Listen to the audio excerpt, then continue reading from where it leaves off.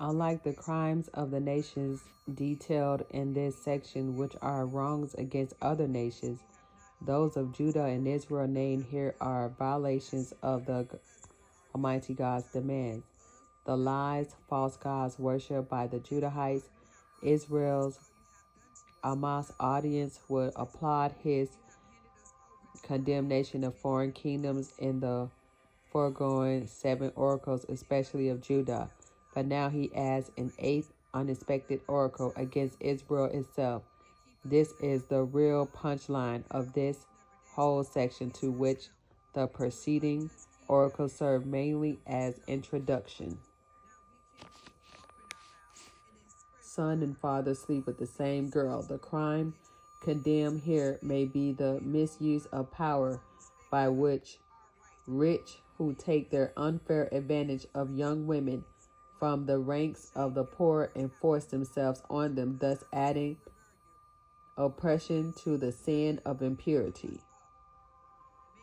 28. Upon garments, any altar, creditors keep the garments taken as pledges from the poor instead of returning them to their owners before nightfall, as the law commanded. Exodus 22 and Deuteronomy 24. Wine in their temples, lavish feasts for the rich, serving the fine wines in great abundance, and funded by treasurers of local temples at Dan and Bethel. The Hebrew in this verse is difficult. Another possible translation would be, and the wine of those who have been fined they drink in the house of their God.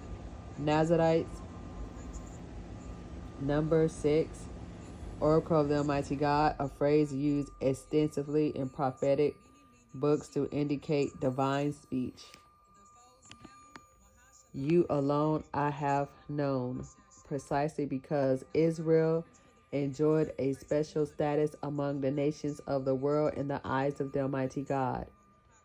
It was called to a high degree of fidelity to God. Because Israel has failed in this expectation, it must experience God's punishment. The metaphors in these sayings illustrate the principle of cause and effect and lead up to the conclusions.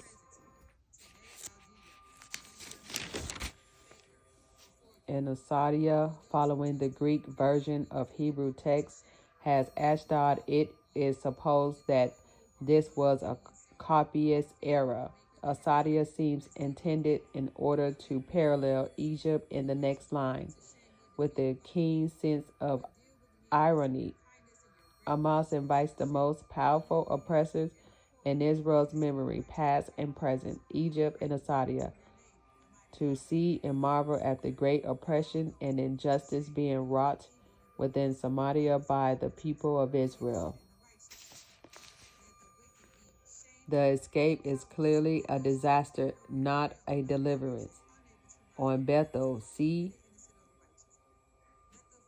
the prophet is condemning the religiosity and formalism of the worship by Israel's leaders. Cows of Bashan, the pampered women of Samaria. Bashan was a region east of the Sea of Galilee, famous for its rich pasture and fattened herds. Haman, or perhaps Mount Mon, an unidentified site, probably far to the north of Israel, under the control of Asadia. Come to Bethel. Amos' invitation to the people to come and sin at two of the major religious centers in Samaria is sarcastic. His point is that sacrifice and worship without justice is an abomination to the God of Israel.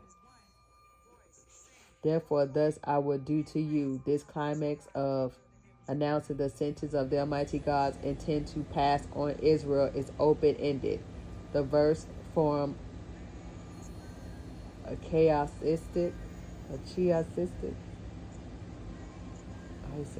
chiastic section beginning and ending with a lament over Israel and containing a double appeal to seek the Almighty God. This editorial arrangement gives the whole section a negative cast in effect nullifying the only hopeful verse of Amos. Israel is as good as dead. Oh my.